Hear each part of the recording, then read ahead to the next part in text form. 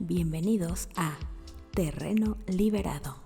En este podcast seremos Gerardo Rodríguez, tú y yo, acompañados de nuestros amigos, expertos y grandes maestros, tratando temas de cultura, recreación, deporte, música, salud, política y aquellos temas de coyuntura nacional e internacional en este nuestro terreno liberado. Comenzamos. Hola, ¿cómo están? Bienvenidos a Terreno Liberado. Yo soy Gerardo Rodríguez, con el gusto de recibirlos y hoy gratamente acompañado por la maestra América Aguirre, arquitecta mexicana, egresada de la Universidad Nacional Autónoma de México, exdirectora estudiantil del IEMS, el IEMS que anda pasando por huelgas y más huelgas ante los sobajazos que les dan las administraciones, exdirectora del BAU Azcapotzalco, presidenta de la comisión de la Asociación Civil Caminando Juntos hasta el Final, es exdirectora de área de la Semarnat con el exsecretario Víctor Manuel Toledo, aquel científico mexicano que todos pensamos que era de lo mejor del gobierno de Andrés y le hicieron una mala jugada. Qué pena que se pierdan científicos y equipos de trabajo de ese tamaño, ¿estarás de acuerdo? Maestra, fue gerente de administración inmobiliaria en Telecom, donde por ahí nos dijeron que sufrió acoso laboral, machismo. Ya nos platicarás. Y del lado izquierdo, Emiliano Rodríguez. Bienvenido, Emiliano. Estudiante de la Facultad de Medicina de la UNAM. Hay otra. Cuarto año de un programa de alta exigencia. Ya nos explicará qué es eso. Un lector, un comedor de libros, de novelas. Entonces, vamos a comentar ahí algo. Y con un gran interés. Cáncer de ovario, problemas de alimentación, pero sobre todo el interés sobre lo que no está funcionando en las políticas públicas de salud en este país. Un joven inquieto que hay que escuchar. Pues bienvenidos, jóvenes. Gracias. Empieza? Buenas tardes. América. A ver, vas, América. ¿Qué dices? Que exdirectora estudiantil de IEMS, del Instituto de Educación Media Superior. Así es. ¿Cómo estás? Gobierno de la Ciudad de México. Bien, saludos a todos. Realmente, uno de los temas que a mí más me ha interesado a lo largo de mi vida es el tema de la educación en México. Y uno de los factores que a lo largo de mi vida laboral, porque también fui docente de CETIS durante más de 10 años, es un tema muy importante que no se toma en cuenta, es la alimentación. Y se nos olvida que para aprender pues hay que estar alimentados. Y en México es a lo que menos se le toma en cuenta.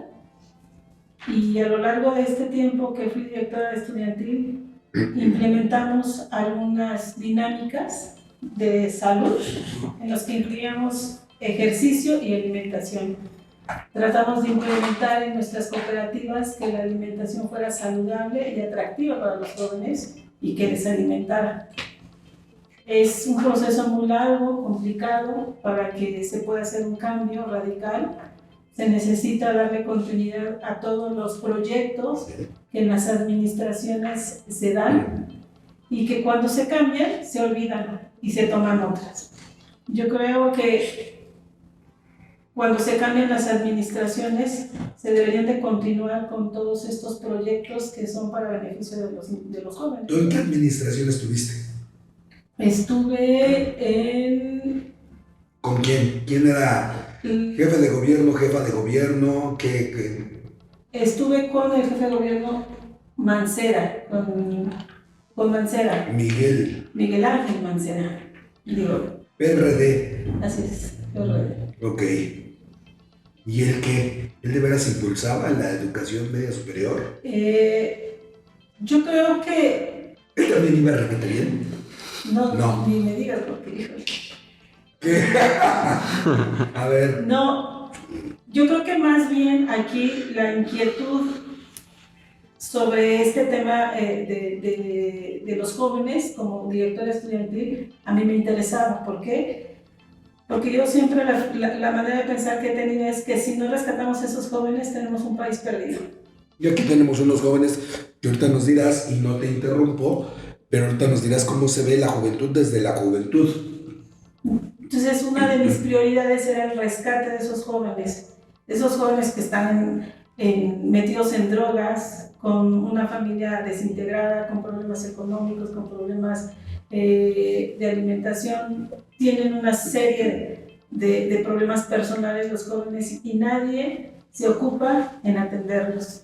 Entonces, más bien aquí era, más allá de que si el jefe del gobierno en ese momento, Miguel Ángel Mancera, hiciera alguna política a favor de los jóvenes, yo creo que la inquietud desde el Instituto de Educación Media Superior era de los que integrábamos esa administración.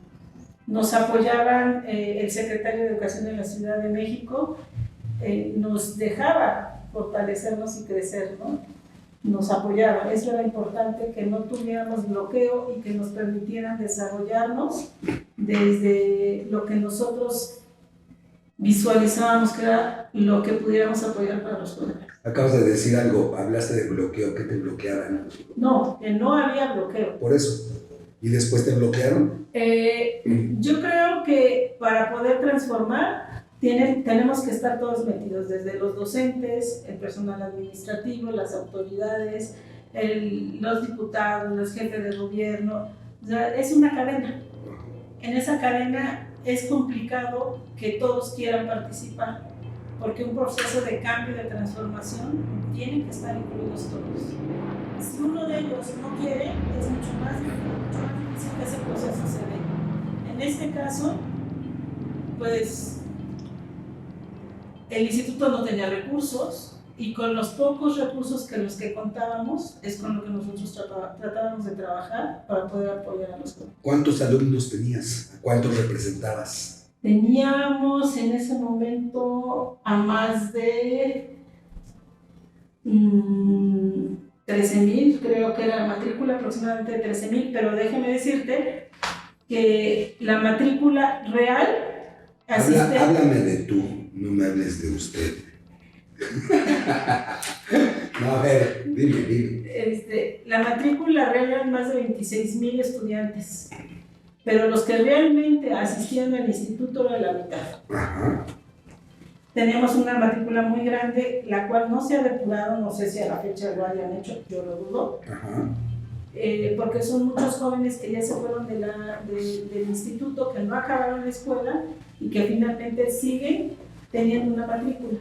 Y obviamente están... O sea, los fósiles decíamos antes. Los fósiles o los que realmente se fueron, pero ya no les interesó seguir. O porque no pudieron, porque en la Ciudad de México hay 50 cosas para no seguir. Bueno, déjame decirte.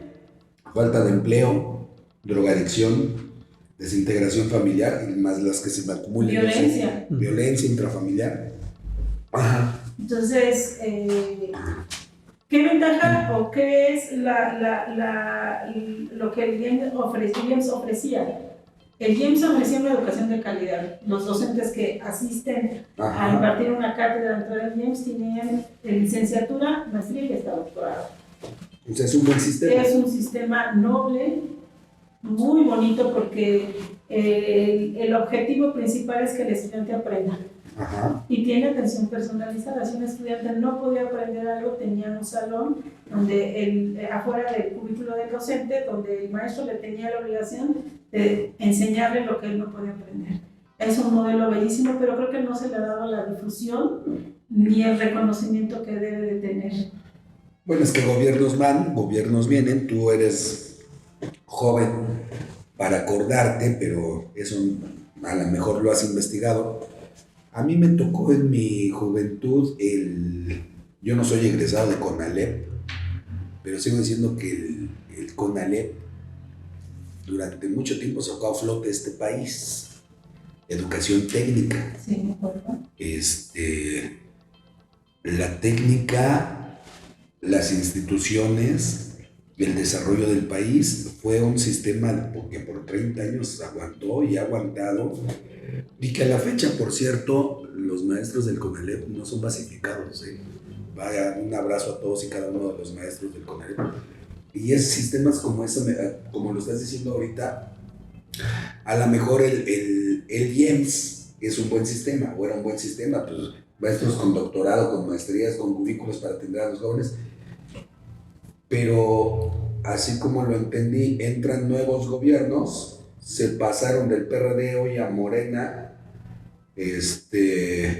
con Claudia, y entiendo que no funciona, o se interrumpe, no es que no funcione, se interrumpe un proceso. Yo creo que es un modelo que a la actual autoridad no le queda muy clara. La autoridad, la directora fue directora de la Prepa 6, si no mal recuerdo. Entonces hay un modelo que no es lo que el IEMS es en esencia, ¿no? Entonces, si no se comprende el modelo, cuando uno vive el modelo IEMS, uno se enamora del modelo. Sí. Porque realmente tienen una educación de calidad. Ajá. Ellos salen haciendo una tesina, hacen su documento eje, es como una tesis.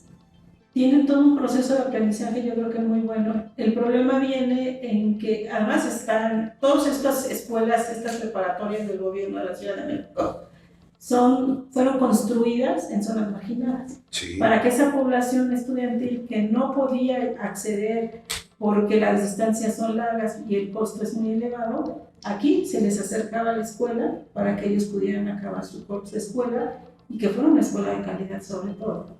Ajá. Pero regreso al punto en donde puede ser que tenga un nivel muy bueno, pero si el estudiante que ingresa no le damos las herramientas, y no hablo solamente del tema educativo, porque ahí también se les da sus libros en una USB, no solamente es el tema educativo, va más allá. Si no se les atiende el tema psicológico, el tema de la alimentación, no va a adquirir el aprendizaje que debería de tener. Entonces, yo creo que es un tema aún más complicado que decir, es un instituto que tiene todo. Sí tiene todo, pero ¿para quién? A ver, ahí yo voy a cambiar un poquito de canal y voy a, hace rato yo les decía, bueno, yo te decía, los problemas del alumnado, la mala alimentación o la nula alimentación, la violencia intrafamiliar, todo lo que tú me digas. Emiliano está preocupado o uno de sus líneas de investigación son los problemas de alimentación en México. Hoy en la mañana, bueno, hablaba yo con otra persona y esta persona decía, ahorita que yo llegue a mi centro de trabajo, porque hoy no desayuné, voy a buscar algo para desayunar, y esta persona cuida su alimentación, tiene esa posibilidad. Y cuando empezó a hacer un escaneo de lo que tiene alrededor, dijo, en la madre, no puedo comer nada de eso. No eran molletes, pizza, torta, sándwich, carbohidratos, harinas refinadas, todo eso. Tenemos un grave problema de alimentación en México y en la ciudad. ¿Tú cómo lo ves, Emiliano? Pues yo lo veo retomando lo que dice Ame, por ejemplo, siento que la situación que viviste en el IEMS es una situación que podemos extrapolar a todo el país inclusive. ¿Por qué? ¿Por qué los estudiantes del IEMS no se alimentaban sanamente? No tienen dinero. ¿Y por qué más? No tienen dinero, no tienen conocimiento tal vez de cómo es una alimentación saludable, y si no conoces algo, pues no lo puedes aplicar. Y no se trata de decir, bueno, pues no es tan difícil comprar verduras y comerte una ensalada y no gastas tanto y todo eso. Pero pues si yo no sé qué debo comer, ¿cómo puedo escoger los alimentos correctos? ¿Cómo puedo encontrar qué comer? O sea, pues no sabemos. Y déjame decirte que en el GEMS algunos planteles tenían, no sé si unos o todos, comedores, cocinas. Que ese fue un triunfo. Y que eso lo quitaron después. Yo tengo entendido. O sea, no funciona con la idea con la que fue concebido. Perdón, te interrumpí. No. Dale. Como dices, Emiliano, una de las cosas que nosotros implementamos dentro del GEMS, y como bien dices, ¿cómo voy a saber qué comer si lo que como joven estoy sobreviviendo? Estoy sobreviviendo porque no puedo generalizar, pero muchos jóvenes viven una violencia dentro de la familia que los ahoga. No comen, ¿y cuál es su salida? La droga. Eso los alimenta. Pero lo que yo iba es que como bien no sabían qué comer, lo que nosotros tratábamos de hacer eran unos folletos donde nosotros les ofrecíamos como qué puedes comer, qué te puede servir, y dentro de lo que se vendía dentro de la escuela era, puedes comprarte esto, puedes hacer esto. Es enseñarle al joven qué podía comer, que le pudiera servir y que no le resultara tan caro. No, y aparte un problema también muy grande, y eso no respeta a clases sociales, creo yo, es la comida que se le da desde que son pequeños. O sea, desde que un niño es bebé, desde que es un bebé, desde esa parte se define todo el futuro de cómo va a ser su alimentación, si va a tener, o sea, si se va a saciar, si va a aprender cuando ya está lleno, si va a aprender, o sea, porque todo eso es algo que tendría que ser empírico, ¿no? O sea, el saber cuándo ya estoy lleno, cuándo tengo que comer más, de qué tengo antojo. Pero pues por toda la alteración que hay actualmente con los productos procesados, con los aceites y todo eso, pues desde que somos bebés se nos modifica nuestra manera de comer de una manera en la que cuando somos grandes pues ya no sabemos, pues nuestro cuerpo ya no sabemos realmente. O sea, por ejemplo, ¿sabemos cuándo ya nos llenamos o cuándo queremos comer más por antojo? ¿Realmente lo sabemos? Pues yo creo que no, yo creo que muchas personas no sabemos. Ajá. No sé, a ver. Ahorita que tú estabas comentando, yo estaba tratándome de recordar. Los seres humanos somos el único animal, el único ser vivo que come de más, almacena el alimento, inclusive el que no necesita, porque los animales en su hábitat natural comen lo necesario. O sea, y hay... de repente hasta hemos puesto etiquetas como carroña, ¿no? Donde lo que va dejándose de un animal a otro, lo van aprovechando. El ser humano no. El ser humano, y por eso es que guardé silencio porque me estaba tratando de acordar, el ser humano es el único animal que come para no compartir y para almacenar. Y si no tiene un espacio donde almacenar, pues le hace espacio en el estómago para almacenarlo. Y empieza un consumo excesivo de calorías. Creo. 1, 2. Hoy, en esta sociedad actual, donde un asunto de individualismo, yo sí me lo puedo comprar. Yo sí me lo puedo tomar, yo sí puedo demostrarte que a mí sí me alcanza para comer lo que a ti no te alcanza, y eso a mí me hace superior a ti. O sea, estamos en un asunto donde ya nos ha rebasado el individualismo y donde nos está haciendo muchísimo daño, que ha pasado o ha sobrepasado los problemas de alimentación. Ahorita que te presentaba, te trato de hacer 2 preguntas. Ahorita que te presentaba, yo te decía, eres un gran lector de novelas. En esa lectura siempre nos hemos quejado que somos un país que no lee, pero tampoco todos tienen el acceso a esa alimentación del alma y cuerpo, la lectura. Y la alimentación que te llega es por un medio rapidísimo que son las redes sociales, el celular. Así como hoy te llega la alimentación en las tiendas de la esquina. Ya no es en la tienda de abarrotes del barrio. sino ahora es en las tiendas esas que dicen que era de Martita y de Chente. No les mando saludos, ¿ok?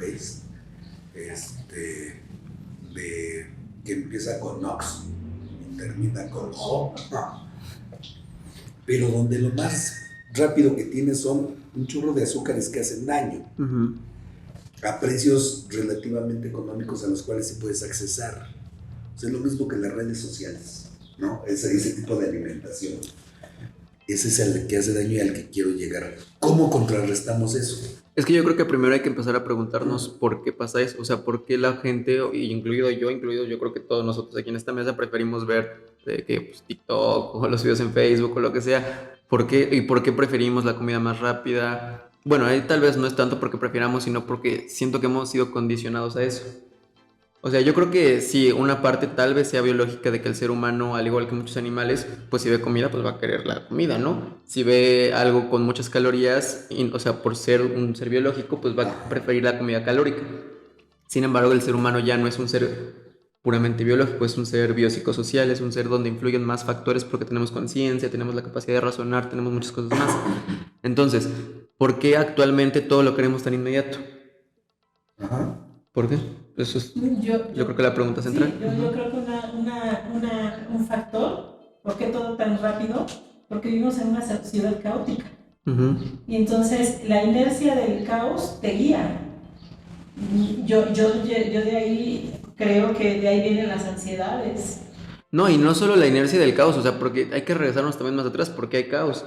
Y yo creo que todo eso se puede ir hasta un sistema que está completamente mal en todo el mundo, donde pues todo es una competencia todo el tiempo. O sea, desde las grandes empresas hasta ahorita ganarle al manejar al que está delante, todo es un sistema en el que se vuelve competitivo, en donde precisamente como tú mencionaste, pues la persona más fuerte, con más dinero, es la persona correcta y pues no. Exactamente, y yo creo que no debería ser así. Y es la que rige, ¿no? Y es la que rige. La acción del que menos tiene. Y el que menos tiene quiere imitar a ese patrón. Quiere llegar a salir de donde está, y el sistema te enseña que la única forma de llegar allá pues es el camino que todos los demás tomaron. Entonces, explotando. ¿no somos libres? No, yo creo que no. No, porque el sistema que vivimos actualmente en México nos ha llevado sobre todo en la Ciudad de México. Yo me voy a centrar en la Ciudad de México porque vivimos y lo hemos visto cuando vas a algún estado de la República. Híjole, no puedes creer que una espinaca te sepa rica, porque aquí ya no sabe, que un rábano tenga sabor, que aquí ya no sabe, que el aguacate tenga otra consistencia y otro sabor. Aquí yo creo que nada más los que podemos acceder a la alimentación comemos por comer. No sé, por la inercia de comer, no sé si porque tengo hambre, no sé si en algún momento, y se lo preguntó a Emiliano, realmente seamos conscientes de qué implica el comer, porque yo creo que también desde ahí tenemos un conflicto. ¿Qué es lo que significa comer? ¿Realmente somos conscientes que el comer es para nutrirnos? ¿O el comer nada más es por cumplir una necesidad del vacío, ¿no? Ajá, exacto. Y sí, una necesidad de qué vacío, porque puede ser tanto vacío sentimental, espiritual, como vacío realmente que tienes hambre. Y sí, creo que esa es una de las partes más difíciles porque pues ahorita el comer siento que ya perdió. O sea, yo siento que el comer era una especie incluso de ritual humano, donde pues te sentabas con tu familia y creabas comunidad, socializabas y todo eso. Y actualmente no, o sea, yo prefiero comer, pues ahora sí que en mi recámara, viendo alguna serie y ya yo solo. Y no creo que eso sea lo correcto. Y a pesar de que no es lo correcto, pues lo sigo haciendo. Y la verdad lo voy a seguir haciendo. Pero yo hago una pregunta, ¿pero qué implica ahorita que dices eso? Porque a lo mejor ese patrón que tú sigues, lo siguen muchos jóvenes. Sí. ¿Pero qué implica que tú te encierres en tu recámara y comas solo? En tu caso, no voy a hablar de tu caso, puede ser como más, a lo mejor como lo que no debo de comer. Y yo pregunto, y es una pregunta que también te la hago como joven, ¿como en mi recámara para aislarme de qué? ¿O para ocultarme de qué? Porque yo me oculto de comer, de que me vean que como comida chatarra, de que me vean, que no me vean comer porque como. O sea, ¿qué es para ti ¿Y por qué lo vas a seguir haciendo de comer en tu recámara? Yo creo que porque es como se vuelve una especie de refugio. Y siento que por eso tantas personas nos escudamos en la comida. Porque se vuelve tu lugar seguro, ¿no? Tu lugar donde pues vas a sentir placer por cierto momento, donde no vas a estar estresado por todo lo que vives en la ciudad, donde no te vas a poner a pensar en todo lo que viene a futuro. O sea, es como un lugar seguro. Y en este caso tu recámara es tu lugar seguro. La recámara, la comida, etcétera. Entonces por eso yo estoy de acuerdo con lo que tú dices de que la comida que vacío está llenando. Ya está. Dale. Está Perdón. remunerado. Es que ahí me lleva otra pregunta a Emiliano, donde dices, bueno, ok, se vuelve un refugio y un llenar un vacío, Uh-huh. pero tiene una consecuencia el llenar ese vacío, y no solo emocional, y no me voy a meter en el lado emocional, sino en el tema de qué es lo que implica lo que yo estoy comiendo para llenar ese vacío y qué es lo que después me va a generar un problema. ¿En dónde? Ahí voy a entrar, me voy a meter. También nos comemos las enfermedades, me parece, o sea, pues por algún lugar tienen que entrar las enfermedades, y ahorita que presentaba también entre los problemas de alimentación en México, de los cáncer principales o con mayor número de afectaciones es el cáncer de ovario. Uh-huh. La pregunta es, ¿la alimentación y lo que tenemos hoy en la mesa en México incide directamente? ¿Los embutidos, los refrescos, los azúcares o algo? ¿O estoy diciendo una real tontería? No. O sea, yo no puedo llegar aquí y asegurar que incide directamente porque no hay no hay estudios suficientes que lo demuestren y no hay una manera realmente de comprobar que tal alimento te hace daño. O sea, porque, por ejemplo, bueno, ¿cómo estudias eso en una persona? O sea, no puedes, ahora sí que tener un niño y darle de comer nada más un alimento para ver qué le provoca de grande. Ajá. Exactamente, no, pues es ridículo. Entonces, cuando haces un estudio, pues ¿cómo puedes saber que lo que le causó tal cosa fue ese alimento y no algo que pasó antes o otra cosa que hizo, etcétera, ¿no? Entonces es muy complicado estudiarlo, pero con respecto al cáncer, pues sí hay alimentos que se ha comprobado que generan o promueven el cáncer. Por ejemplo, los embutidos con cáncer de esófago, cáncer de estómago, cáncer de colon, eso se asocia directamente. Y los embutidos se los das a los niños desde el preescolar, del lunch, en la primaria, y les pones ni siquiera la tortilla, un taco de jamón, sino un sándwich de jamón, y le embarras un chorro de grasa y órale, chamaco, a la escuela, acompañado de un refresco bien azucarado, un jugo. No, y lo peor, o sea, no solo los efectos teratogénicos inmediatos o a largo plazo o a mediano plazo del jamón tal cual, sino todo lo que provoca en la microbiota intestinal del niño. Y hace unos días lo platicábamos.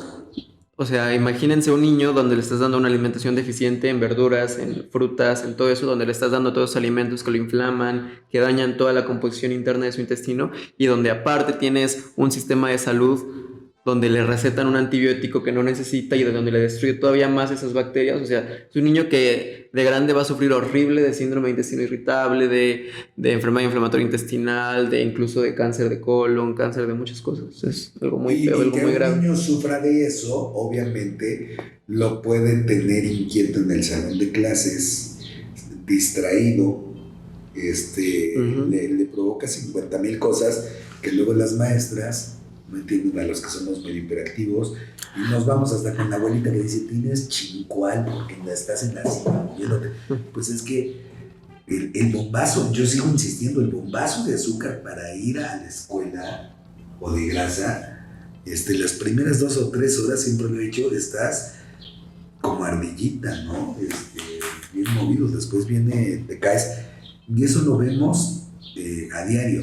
El asunto es el resultado que te lleva a una baja productividad como país y a una insatisfacción, pero sobre todo de repente a quedarte en tu metro cuadrado de placer y a decir, pues ya no hago nada, porque me cayó pesada la comida. Y como se dice mucho en redes sociales, los mexicanos, ¿qué tal no comemos una ensalada o una rebanada de sandía en la noche porque me va a caer frío?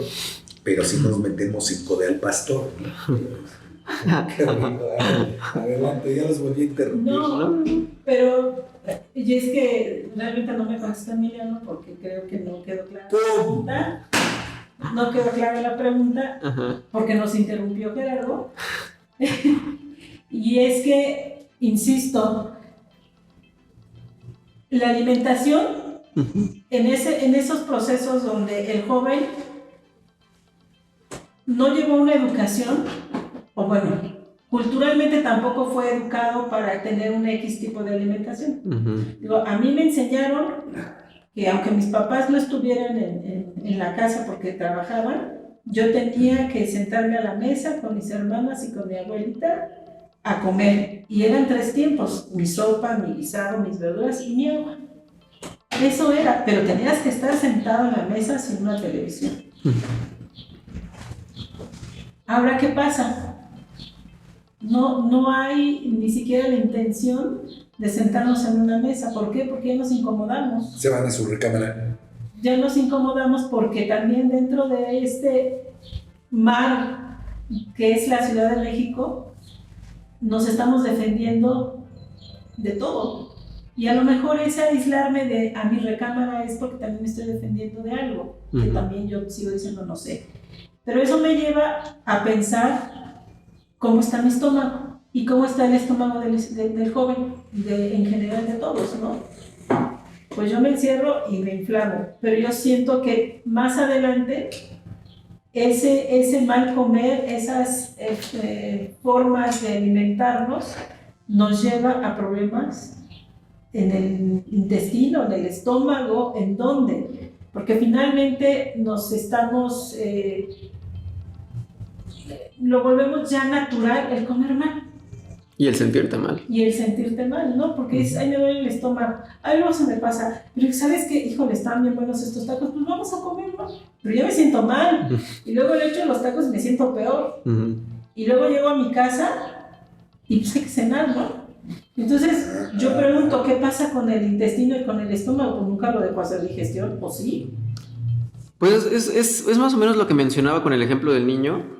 O sea, donde lo alimentaste mal, luego le das el antibiótico y pues esas son las alteraciones que genera, ¿no? O sea, porque... Ya se me olvidó qué iba a decir. Se me fue la onda. Pero sí. Ya me acordé. No, sí, entonces sí tienes toda la razón, o sea... Pues ya o yo me acuerdo desde que tengo memoria que sufro de problemas del intestino y me inflamo, me siento mal, me dan cólicos, pero para mí eso ha sido toda la vida, entonces yo lo veo como algo normal, yo lo veo como algo que me va a pasar todas las mañanas y no está bien. ¿Y qué estás haciendo para que eso cambie? Pues yo he tenido una muy mala relación con la comida toda mi vida y me he esforzado mucho para cambiarlo y me falta mucho para cambiarlo todavía, pero pues...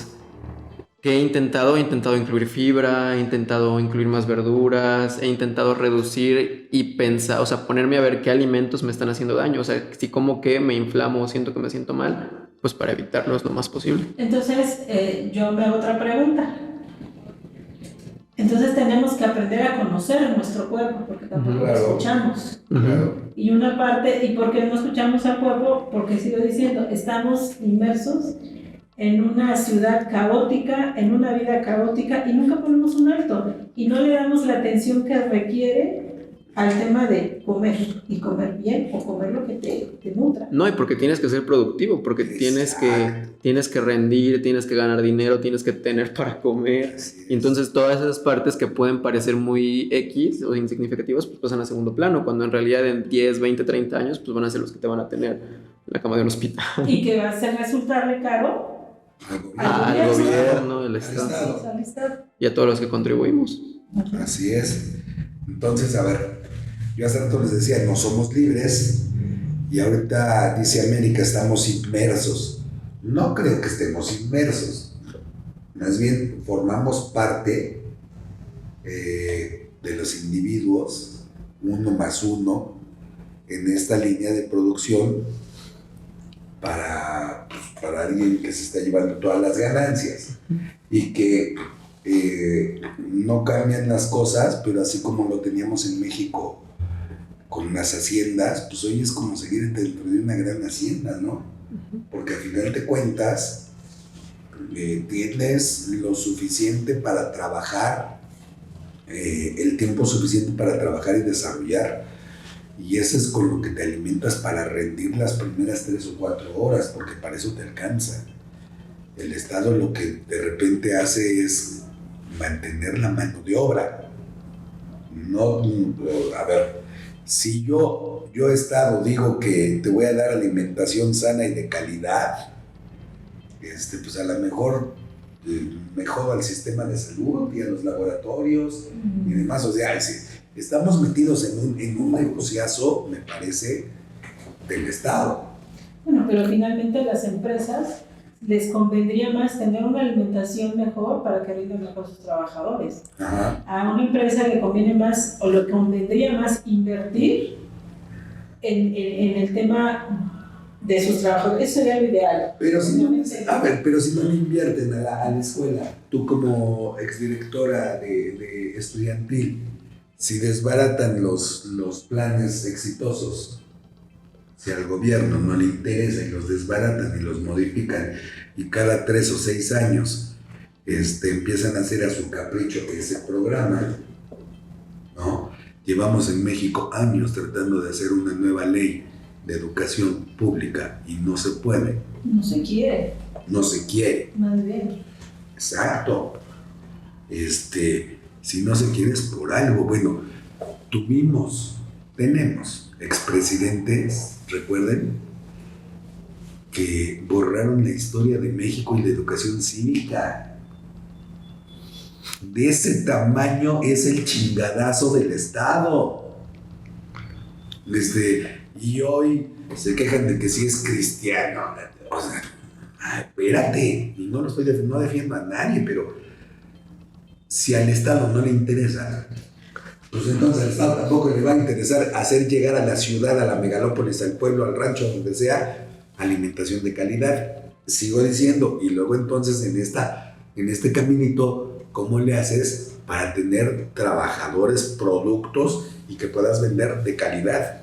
Pues es que yo siento que el problema es que nosotros como personas ya somos el producto, ya somos un bien de las empresas, un bien de los sistemas para generar riqueza, y como somos un bien muy descartable, porque pues ¿cuántos niños nacen al año? Muchísimos, por eso no se invierte, o sea, porque tu empresa, ¿para qué quieres perder dándoles alimentación de calidad si hay 100 niños más que van a llegar aquí a cumplir? Claro. Pues no, ¿por qué? Y eso es lo grave. Entonces yo creo que lo que nos queda es luchar como individuos con la información, o sea, pues investigar, ahora sí que informarnos, cambiar conciencias uno a la vez. O sea, primero yo comparto lo que sé con alguien más, porque si no, no creo que haya otra manera en la que podamos cambiar las cosas, la verdad. Yo creo que acabas de decir algo muy importante. A ver, justamente dejar de ser individuos y ser más colectivos. Pues o sea, en el momento en que dejemos de ser individuos y estar aquí encerrados en nosotros mismos y ser entes colectivos,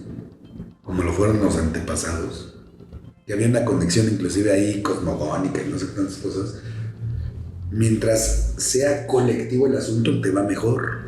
No, pero el actual gobierno le interesa la individualidad, no lo colectivo. El actual gobierno de hace 200 años para acá. Él está atomizando porque todo es en lo individual.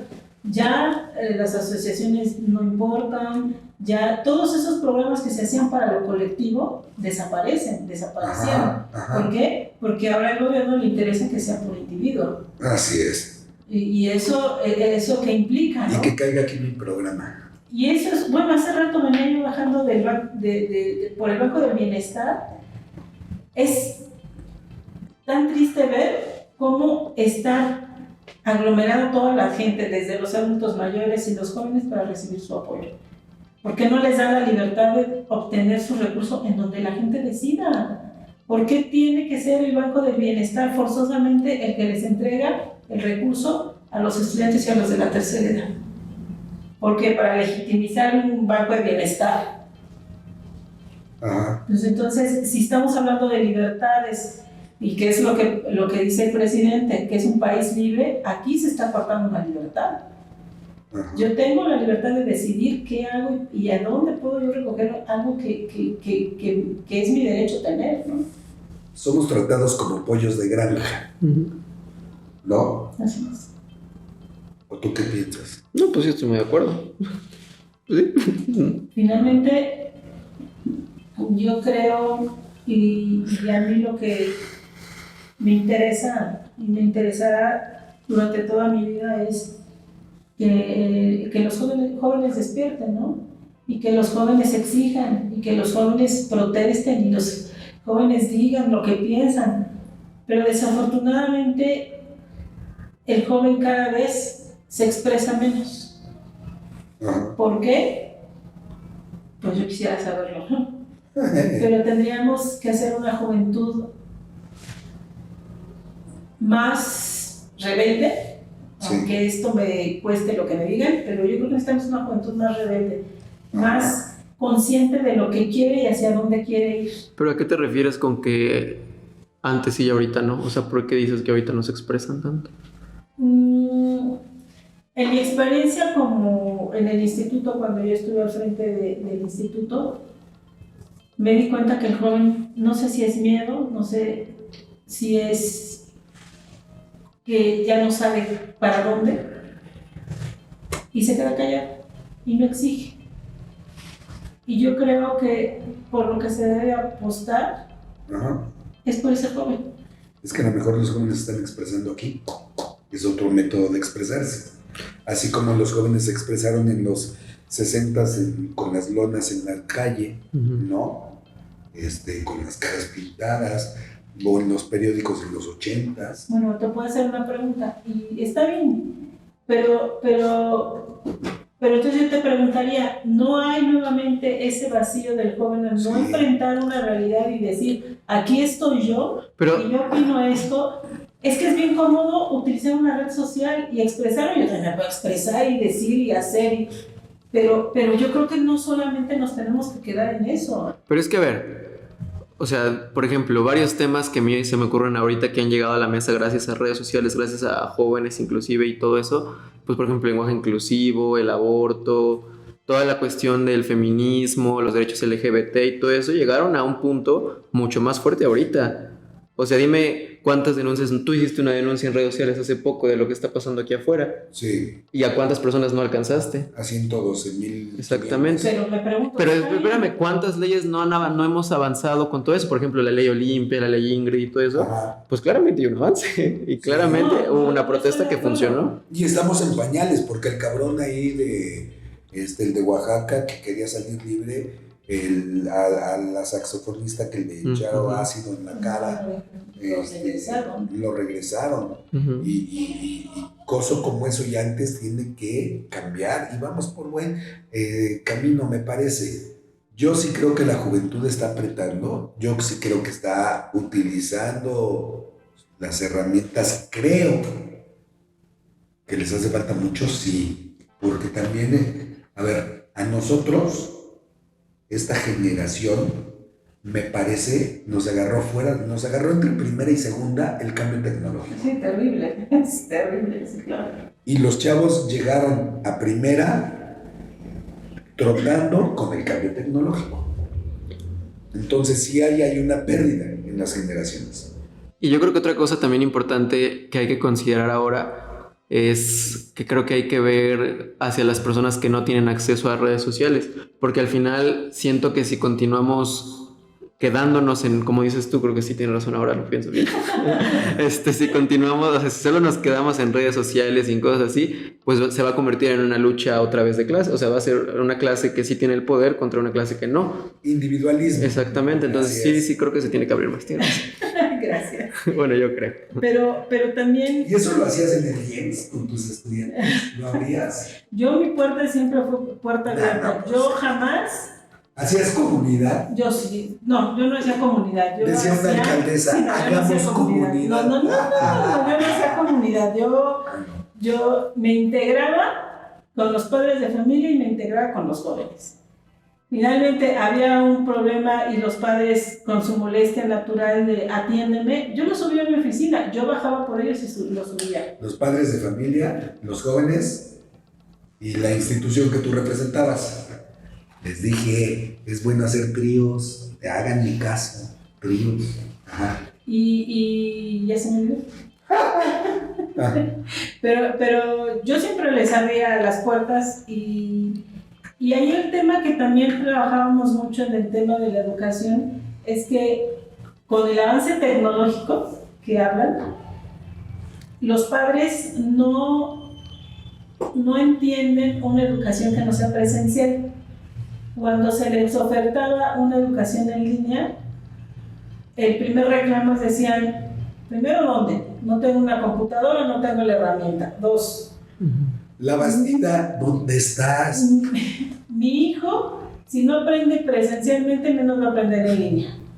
Entonces, si hay una barrera todavía tecnológica y si hay una barrera de conocimiento, porque así fuimos formados. Los papás estaban atrás de esa barrera tecnológica. Yo, en lo personal, defiendo, por ejemplo, la lectura con un libro. A mí no me gusta que la lectura se haga en una... Virtuales. Sí, no lo entiendo, no me llena. A mí me llena tener el libro y olerlo, sentirlo. Digo, está bien, qué padre que ya exista la tecnología y que nos dé el acceso a todo el conocimiento. Pero como bien dicen, no todos los tenemos. Y tampoco no todos quieren estudiar o tener una educación en línea. Esa es otra barrera. ¿A dónde vamos a llegar con el tema de la educación? Yo no creo que haya avance. Yo más bien creo que el tema de la educación va en retroceso. No se quiere invertir en el tema de la educación. No se quiere invertir en la capacitación para los maestros, no se quiere invertir en sanar el alma del maestro. El docente tiene toda una vida frente a un grupo y nadie se ha puesto a pensar el desgaste emocional que tiene también el docente de impartir diario una clase, diario una cátedra, y que tiene que estar completamente activo para poder escuchar al estudiante y él poder impartir una clase, pero también él trae toda una carga emocional que tampoco nadie se ha puesto a atender. Entonces, yo creo que en el tema de la educación es tan amplio y hay que atenderlo desde varias perspectivas, pero está olvidado y no creo que se le atienda. No, es que yo no creo que esté olvidado, yo creo que se tiene como se quiere. O sea, como se necesita. Como se necesita para un sistema. Pues que grave, porque tampoco nosotros estamos haciendo nada por romper esos patrones, ¿no? No estamos exigiendo nada. No exigimos nada que tuvimos de diputado al stripper.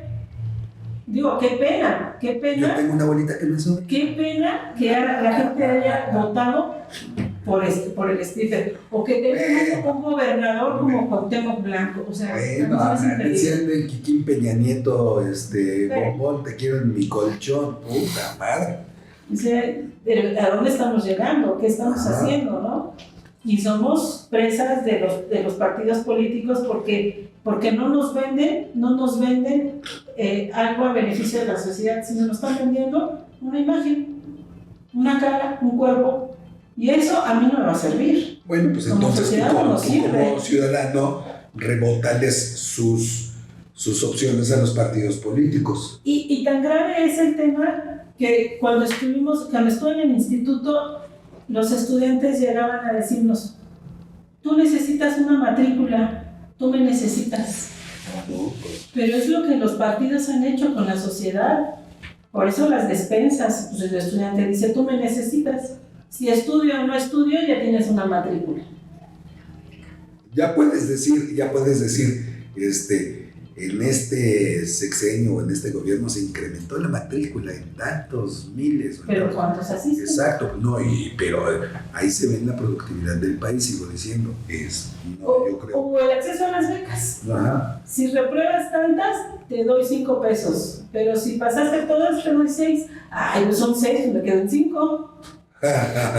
¿No? O sea, realmente desde la formación que nos dan es el mínimo esfuerzo.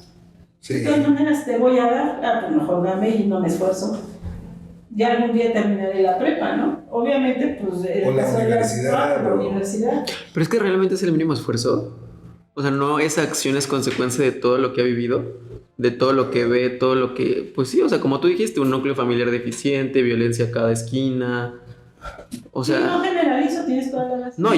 no creo que haya una sola persona en el mundo que se haya tenido una vida digna, Ajá. decida tomar el único esfuerzo, o sea, el esfuerzo más simple. O sea, yo creo que sí van a escoger todos un camino más sencillo, pero yo creo que si las personas tienen calidad de vida, tienen educación, tienen alimentación, tienen salud, tienen pues, los derechos humanos básicos, van a inclusive van a formar parte de una humanidad, ¿no? De un planeta, van a formar parte de algo más grande. Y pues lo que no pasa. Por eso sigo diciendo, hay que invertirle. O sea, yo no tengo la bolita mágica para decir qué hay que hacer, pero hay que atender en todos sentidos a toda la sociedad, desde el entorno familiar, a la mamá con su violencia, al papá. Estoy hablando en lo general, que si es alcohólico, atenderle el alcoholismo, que si hay desnutrición, atender. Pero es un tema muy complicado y muy caro. Sí, por donde empiezas. Ahí puedo poner un ejemplo, los ENVIs, Tierra y Libertad. Yo creo que un sistema, si se implementaran realmente como se implementa en algunos estados el proyecto de los ENVIs, Tierra y Libertad, yo creo que sí cambiarían los entornos sociales. Y este gobierno no lo entiende. Y los cambiarían desde raíz, porque cambian al bebé y cambian todo. A los padres desde la preconcepción. Entonces yo creo que en el tema de educación podríamos dar pasos sólidos, a lo mejor nos vamos a llevar tiempo, pero si se apostara desde la educación temprana. Esa educación temprana nos va a ayudar a sanar al niño que fue concebido, ya cuando fue concebido con sus deficiencias de nutrición desde el vientre de la madre, con sus problemas emocionales desde los padres, que se los pasamos a los bebés, y nos ayudarían a cambiar nuestros entornos. Pero pues no sé qué más se le puede enseñar a los gobiernos para decirle apuesta. Y entiendo que no les interesa, lo entiendo, lo que me queda muy claro, pero no creo que como sociedad civil no podamos nosotros ir reclamando esos espacios, ¿no? Esos terrenos que están ahí abandonados, y por qué no construir algo que beneficie a la sociedad. Totalmente de acuerdo, nos corresponde a nosotros como sociedad exigir lo que no hay. Ya. Andan muy reaccionarios, ya mandaron la patrulla por ustedes. Sí hay que cambiar muchas cosas. Yo creo que sí hay que dejar, pues tienes que dejar que pase toda una generación. El asunto es que gobiernos van, gobiernos vienen y cada quien lo quiere hacer a su modo. Hablabas de los ENDIs. Desde que ese proyecto salió, bueno, pues ya han salido generaciones de las universidades, los posgrados y demás, y efectivamente está comprobado cómo una muy buena educación cambia a la sociedad, construye una nueva sociedad. Y este país, desgraciadamente, lo que ha hecho es no invertirle en la educación. Una persona, un individuo bien educado, con esas herramientas, bueno, tendrá la capacidad de decidir su alimentación, de conocerla, de apropiársela, de compartirla. Un país con educación, bueno, no tendría que estar peleando el asunto ni de comunidades, ni de respetos, ni de muchas cosas. Un país con buena educación tendría menos leyes, porque simple y sencillamente sería un país con afinidades, caminando uno al lado del otro. Y pues hay mucho que hacer. No hemos terminado el asunto y ya no lo tocamos, el asunto de cáncer de ovario, que es importantísimo, me parece un asesino de repente muy silencioso y que también va por modas para los gobiernos, porque los gobiernos de repente no les conviene meterse en el asunto de la salud, de la infraestructura y de los laboratorios, y sí distraen a la gente con otras enfermedades. Emiliano ya lo decía hace rato, con la alimentación y lo que genera. No le hemos entrado al asunto del cáncer de ovario y yo creo que tenemos que meterle más al asunto del problema de la alimentación, porque nosotros que estamos al sur de la ciudad ahorita, de la Ciudad de México, la semana pasada, en uno de estos capítulos que estuvimos grabando en Mérida, pues cambia, perdón por el comercial, pero cambia mucho la percepción, el entorno, la alimentación, el punto de vista y hacia dónde quiero llegar. Se quedó pendiente, y yo te quiero invitar a América para una segunda sesión, se quedó pendiente el asunto del acoso laboral en Telecom para una persona, y por eso la presenté así, para una directora de área de una Secretaría de Estado, donde después el acoso, y pudo haber sido no nada más por directora, o sea, pudo haber sido cualquier persona, hombre y mujer, pero que en un segundo paso donde llega sufre acoso laboral, un machismo exacerbado, una corrupción enorme, y si no le sacas porque estamos en terreno liberado, ojalá vengas a compartirlo y a decirnos qué pasó allá. Y con Emiliano, pues sigue pendiente el asunto de, a mí me gustaría saber cómo ve a su universidad y a su educación, y qué espera de este país un joven que que está comprometido, que él no quería que se dijera que es un asunto de excelencia académica. Hay que ver si la excelencia académica es por la institución, por el espíritu de la universidad, por el Estado, por lo que el joven quiere dar a su país, por lo que quiere demostrar, por cómo se siente lleno o no. O sea, no es un asunto de etiqueta, es un asunto realmente de excelencia de la persona. Y bueno, no sé si tengan algún mensaje para cerrar, jóvenes. ¿Quién quiere cerrar? ¿Quién quiere empezar a cerrar? No, a mí, yo agradezco la invitación. Sí me interesa hablar del tema de telecomunicaciones de México. Creo que el tema del acoso es muy grande y desafortunadamente no se habla por miedo a la represión. A mí me hicieron renunciar. Okay. Entonces, creo que sí es importante tocarlo y que se sepa lo que está pasando yo puedo hablar en este actual gobierno, porque en este actual gobierno es donde lo viví yo. Okay. No puedo hablar del anterior porque, bueno, fue en este gobierno, y de todo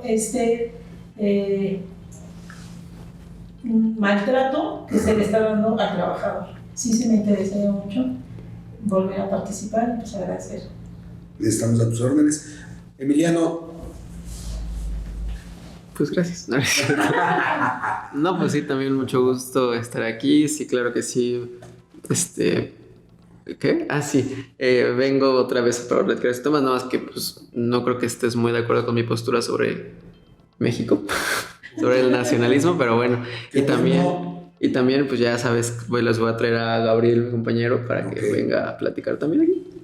Qué bueno no estar de acuerdo con la postura o con las posturas, porque eso es algo que hace mucho daño. Levanta dedos, tenemos donde quieran, en el Congreso que quieran, en la colonia que quieran, porque hoy levanta dedos hay por todos lados. Entonces, no, al contrario, bienvenido al debate.